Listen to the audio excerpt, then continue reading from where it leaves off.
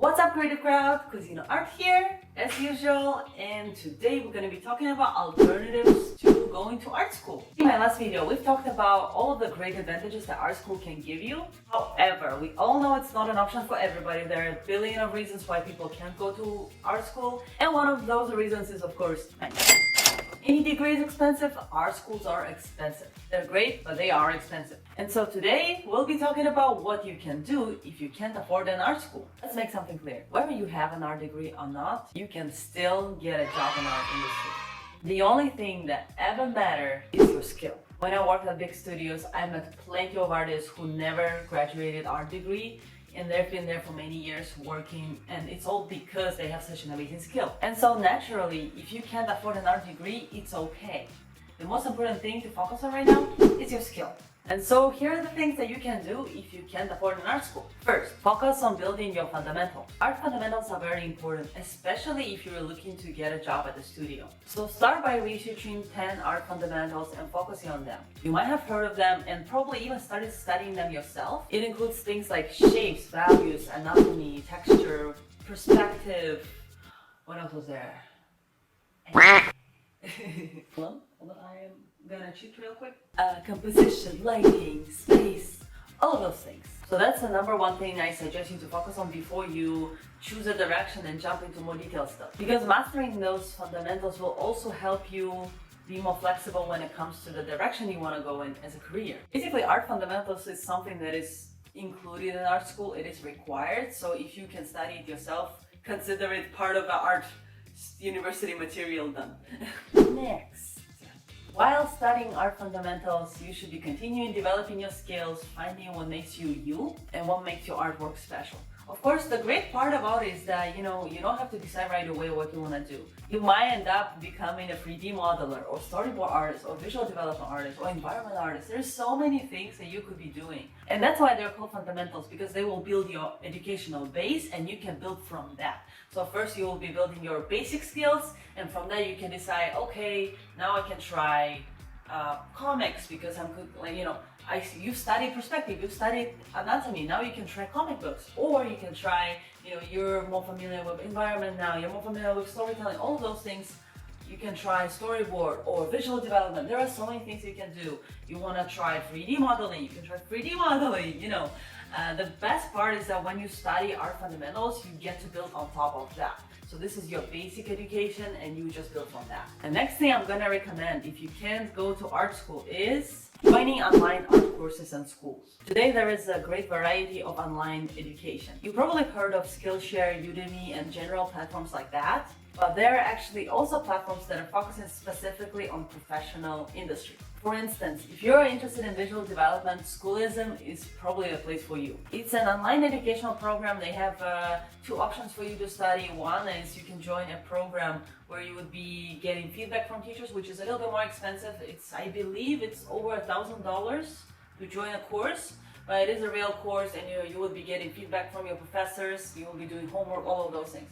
Alternatively, Schoolism also has a subscription base, so you get access to all of the classes on the platform, but it is pre-recorded, so you're just going to be focusing on yourself, doing homework yourself, and just treating it like any other tutorial. The great part about it is that all of the Schoolism teachers are currently working in the industry, and I have been actually supporting Schoolism ever since it started out. Back in the day, they didn't have the nice affordable subscription. We actually had to pay much more for those single courses, but that's a story for another time. Courses evolve, people evolve. I'm glad that it's more affordable right now than it was back then, and I still support and think it's a great platform. I'm just happy it is more affordable right now than back when I was taking it first. They have great system, and I think the best part about it is that they're constantly having different webinars and talks, which is very important because you want to be current, you want to stay relevant, and you want to hear and get as much information from professionals that currently work in the industry as you can.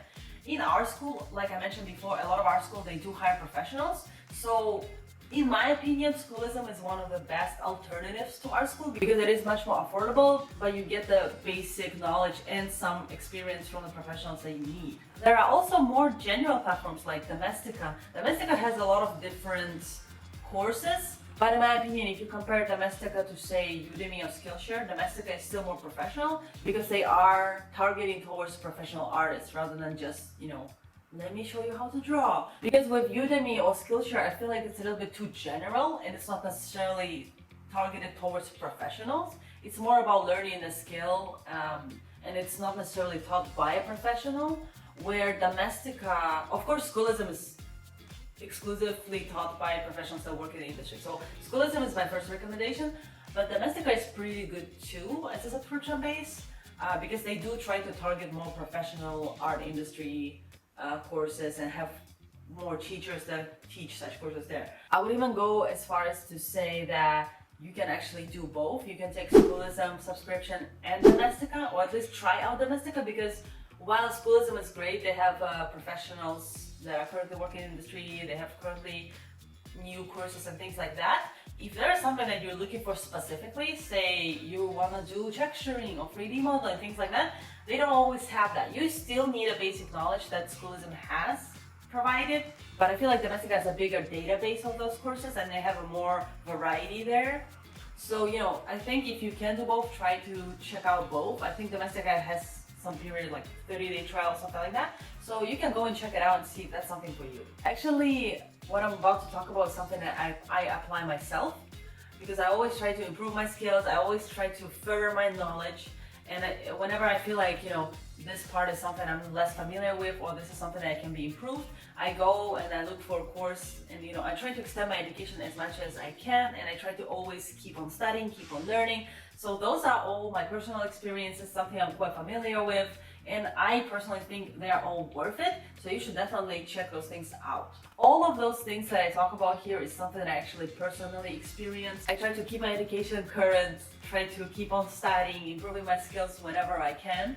So I like to research all of those things, and that's just my personal opinions and my experience. Another thing I suggest you look into are your favorite artists. Actually, some artists, they even create their own courses or their own educational programs. For example, if you know Ross Draws, I'm sure you know Ross Draws, he came up with his very own, I think it's called Creative Bootcamp. It's an educational program, and I think he has like different tiers to it too, where he has a whole course recorded, and he's been showing a lot of his students before and after results, which look quite great. I haven't tried yet, but I'm actually considering doing it after the New Year's. So I'll let you know what I think. But the great thing is that you can actually sample Ross' style of education too, because Ross is a great guy, and I feel like as an educator he's doing an actually decent job, and it seems like his students are getting results, so I think you should check it out. Now, that's something I would recommend to people who specifically looking to improve their illustration, their visual development skills. So it's not necessarily something I would recommend as the first thing you do, because again, first you gotta work on your fundamentals, then you're gonna work on your basic knowledge with programs like schools and things like that. But this is like a level up kind of thing, where you can actually work on your skills, get better. Especially by that time, you should kind of have a better idea of what you want to do, because Ross's program geared more towards people that draw, illustrators, visual development artists, people like that.